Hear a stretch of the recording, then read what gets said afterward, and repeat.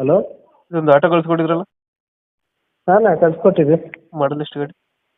ಇದು 2013 ಅಣ್ಣ. 13 ಓಡೋರು. ಓನರು 3ನೇ ಓನರ್ ಅಣ್ಣ. ಡಾಕ್ಯುಮೆಂಟ್ಸ್ ರನ್ನಿಂಗ್ ಇದೆಯಾ?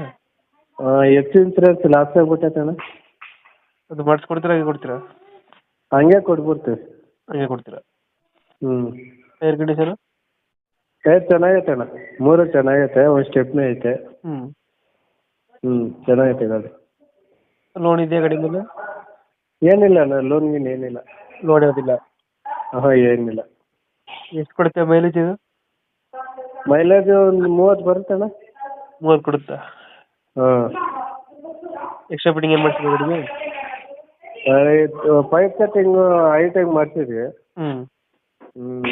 ಅದು ಬಿಟ್ರೆ ಇನ್ನೇನಿಲ್ಲ. ಸೀಟ್ ಕವರ್ ಎಲ್ಲ ಚೆನ್ನಾಗೈತೆ?